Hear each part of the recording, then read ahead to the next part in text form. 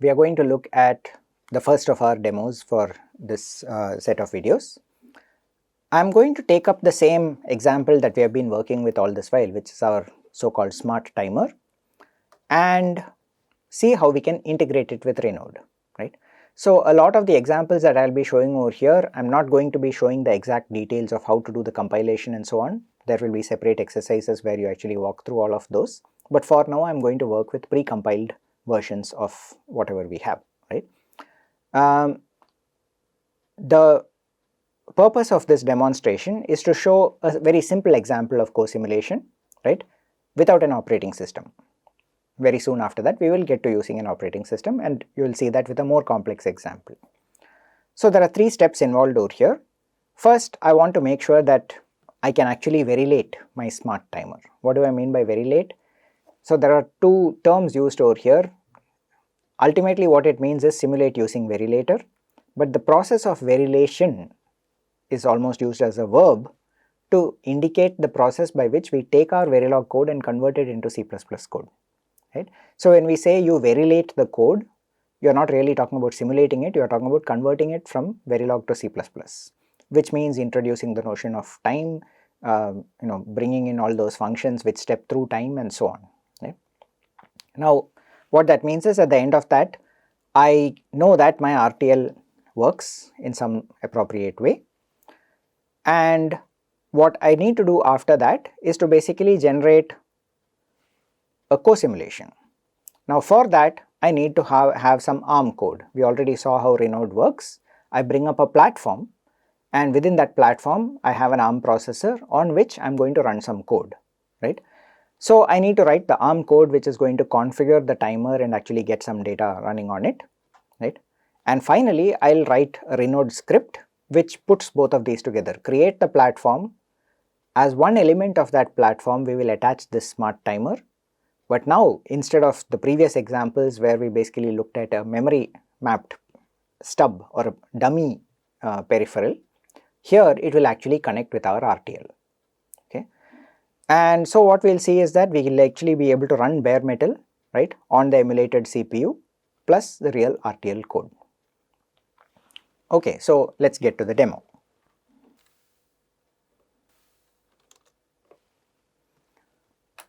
So within the directory corresponding to the demo 1, we see that there is some documentation, there is also the Renode bare metal, and there is the varilator cosim, right? There is also a varilator sim which can be used for actual simulation. The code that we are using for our smart timer is the same thing that we started with in the early parts of this course, right? And so I'm not really going to go into the simulation of that. We are going to go straight into the cosimulation. It's exactly the same code that we start out with, right? Now it turns out that in order to attach it to the Renode and to get some functionality correct, there is one additional piece of functionality of sort of a wrapper code that you need to write in order to get the bus transactions working properly. This is related to some artifact of how Renode generates the AXI bus transaction, right? The order in which it generates the address right followed by the data that's being written, right? So for now, I'm just going to go ahead and show that, assume that all of that has been taken care of, right? As you want to write any modules of your own, you will need to pretty much follow a similar process in order to get it working properly, right? Okay, so let's look at what is required inside the varilator cosim folder, right? You will see that there is, for example, over here, if you look at it, inside the RTL folder, which is basically the same as what is there for week 2, right? I have the smart timer axilite.v, right? And there is also a smart timer axilite cosim.v, which, like I said, is just a wrapper on top of that. I'm not going to get into the details of it for now, right? What is more useful though is to look at what else varilator requires from us, right? It basically says that I have this other file called sim_main.cpp, right, which is a wrapper which can be used for integrating with Renode, right. What this does is that we are going to basically tell it that we are going to varilate our module and we are going to create something which is effectively a new C++ class, right? And we are basically going to instantiate it and have some of this functionality which goes through the process of initializing it. I am not going into this in too much detail because this is, at some level, it is boilerplate code. It is more or less standard kind of code that you would need to adapt when you are writing a new module of your own, rather than trying to write it completely from scratch. The purpose here is not to really go into much detail on how VeriLater works. Rather, I want to sort of focus on how you would take a module of your own, add some extra code to it and make it suitable for integration with Renode. So for now we will focus on that. There are a couple of interesting things you might notice though, which is that there is this variable over here called main time, right, which, as you can imagine, basically corresponds to the notion of time that has been brought inside your C++ code as a part of the process of verilation, right. This Renode agent is a class that has been provided by the Renode creators, which basically allows us to link specifically from VeriLater to Renode, right. So this is actually a very interesting approach, because now what this means is that if you use the VeriLater Verilog simulator, you are actually creating C++ code which can then get compiled into a library and can be directly called by Renode. That is very efficient. But what if you are using a different Verilog simulator, let's say Icarus Verilog, or for that matter one of the commercial ones like Questa or Synopsys VCS or something like that, right? Because they do not in general convert into C++ code that you get access to. They may convert into C++ code as part of their internal compilation process, but it's not exposed to the user generally, right?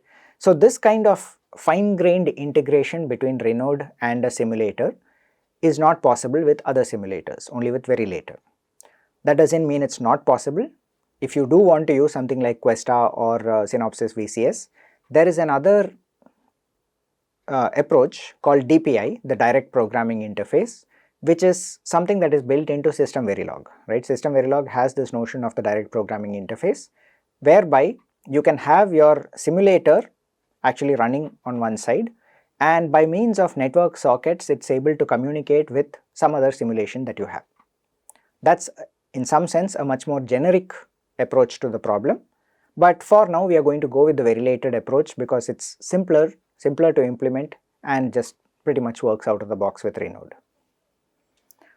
So this code, as I said, right, I mean effectively it is sort of connecting up the entire AXI bus which is present inside Renode to the AXI bus which is part of your top module, right?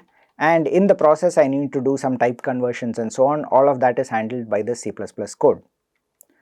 And there are a few sort of debug messages that I am printing out over here. These are not strictly speaking required, right?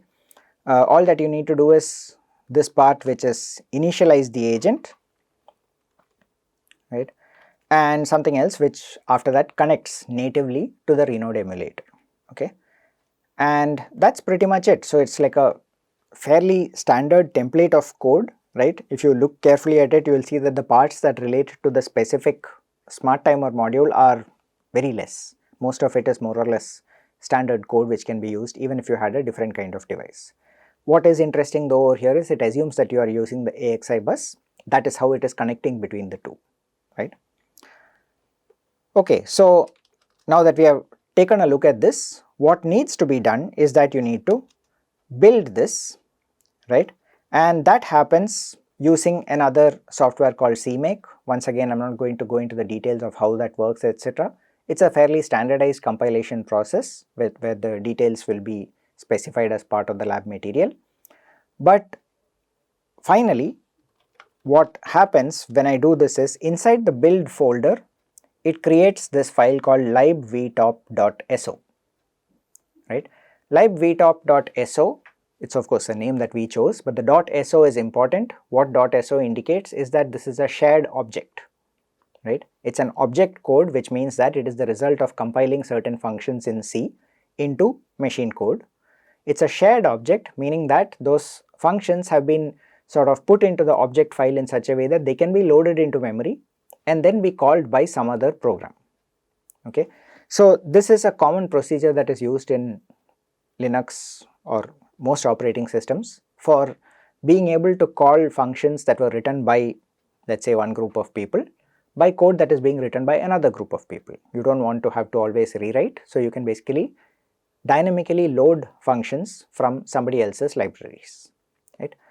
So what we have done is that I have gone ahead and compiled it and created this .so, which ultimately can be called by Renode, right. The functions inside it can be called by Renode, for example, to initialize the connection with the agent and so on, right.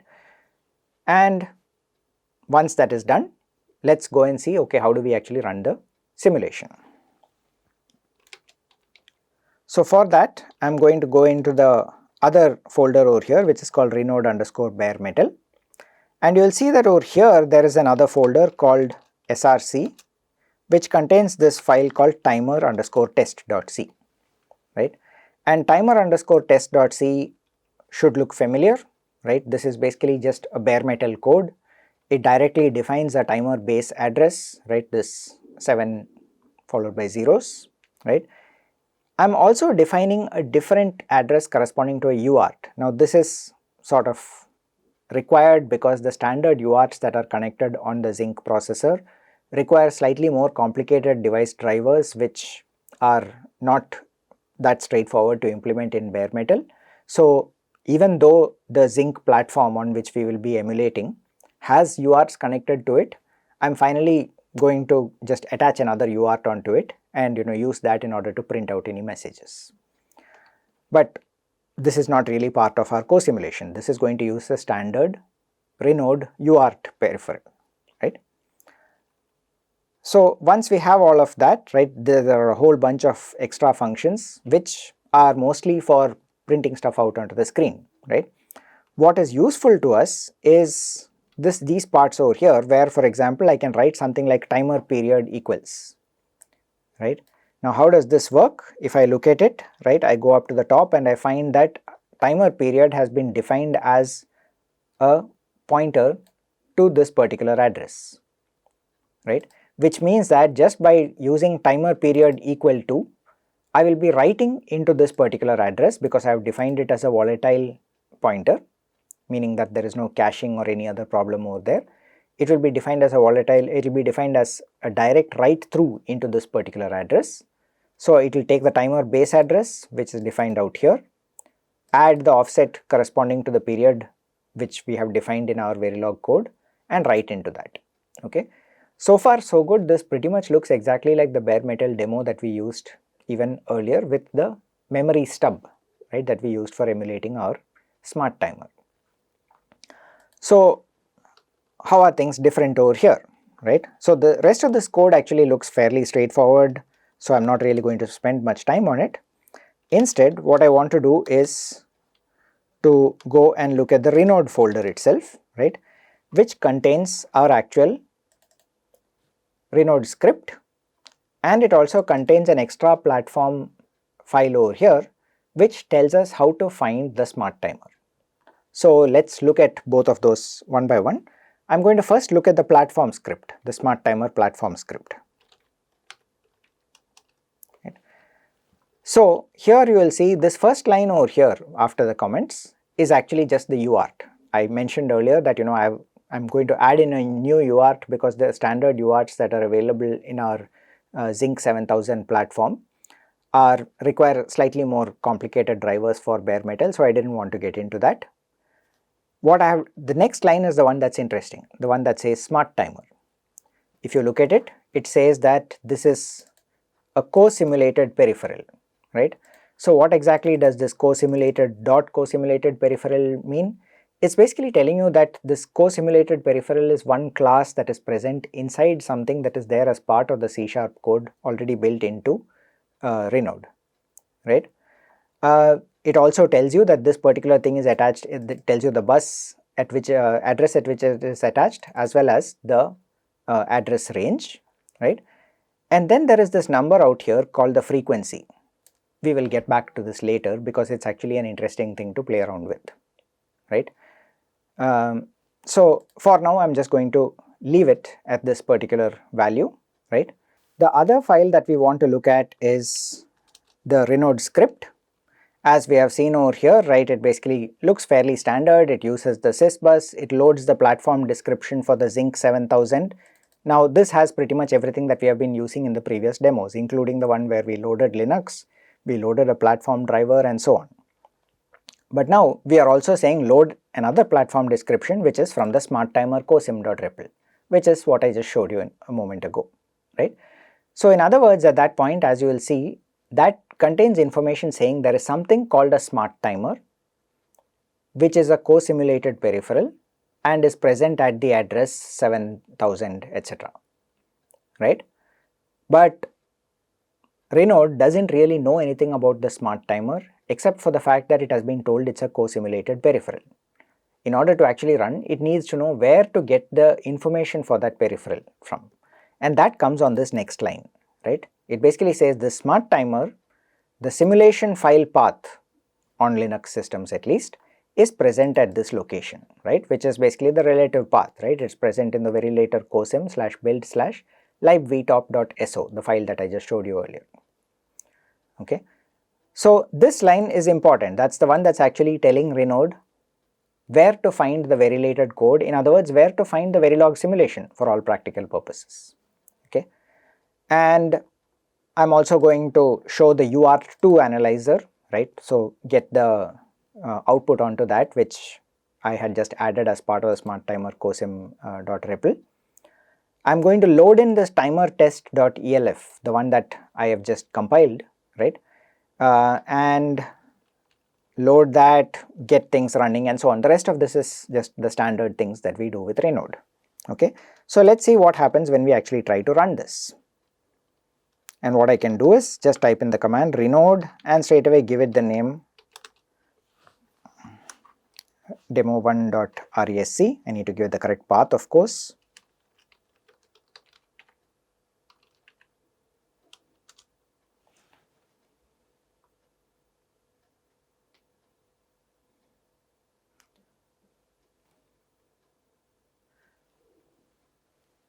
So there are a couple of things that you can notice over here, which is that this has popped up a separate window corresponding to the UART. It has also brought up the main Renaud configuration, and it has also printed out a little bit of a message which tells you what it is that how you can interact with the smart timer, for example, right? But I don't want to do that. I actually just want to run this start command, and let's see what happens if it actually sort of goes through and runs and is able to print any messages onto the screen. So what I'm going to do is I'll run start over here, and it says machine started, and you can see over here that it has sort of gone through. It is waiting for this timer operation. So in other words, it's already printed out a bunch of messages out here, right? And if you look carefully at those messages, what is happening is it's basically reading the default period out. It is writing a certain duty cycle and then reading it back and checking that it worked correctly. So far so good. These were things that worked even with our memory stub peripheral, right? But where things get interesting is when I, for example, write 1 into the timer, right? At that point, I can basically say that after I do that, right, the next part of it basically says waiting for timer operation, and you might have noticed that it basically got stuck over here for a while, right? The reason why it was doing that was because there is actually code running inside the processor which says run for like a million clock cycles or something of that sort, right? So it takes a certain amount of time for it to run, and during that time it actually says that this wrap signal is set to 1.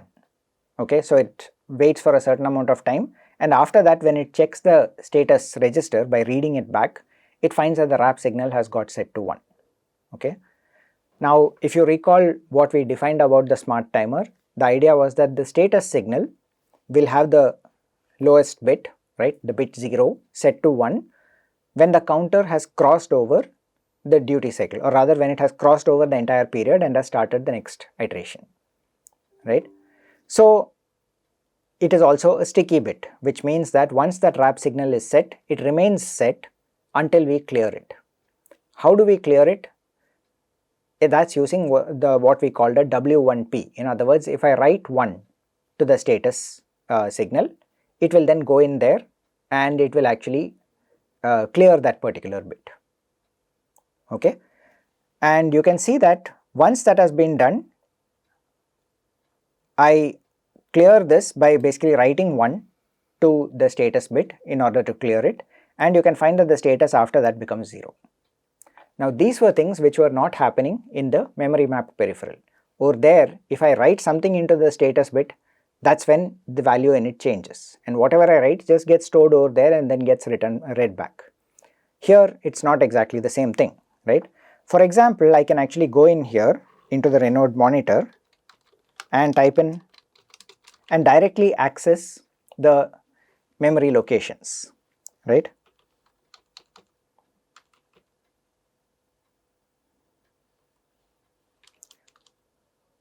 Right.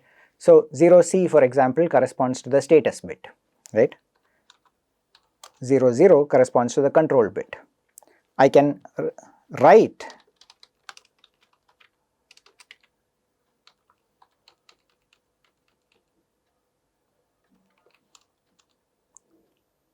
one into the control bit, and then when I read back, I find that it actually has the value 1, right? And then if I read back again from the status bit, I find that this bit became 1. In other words, it wrapped around. Okay. You might also have noticed that during this process, whatever I am typing actually became a little bit slower the moment I activated it. And the reason for that is because there is a Verilog simulation that is running pretty much at full speed over here behind the scenes, right? It is continuously simulating the Verilog for every clock cycle in order to figure out, okay, before it responds to the next thing that it needs to print out. Okay. So I can also so in other words, this is now behaving actually like the kind of behavior that I expect from my RTL code, and you can in fact go and make any changes to this and double check that whatever responses that you are getting over here are not just being sort of emulated as part of a memory block over here, it is actually coming back from the RTL code itself, right. So the purpose of this demo was to show you that I can take my base Verilog code, add that sim_main.cpp to it, convert it into a Verilated module that can then be sort of pulled in from Renaud, right, instantiated inside Renaud as a separate co-simulated peripheral, right, and Renaud can then directly talk to it. And in the process, every time that there is a transaction over there, that actually goes out to that particular module, and the module is the one that responds.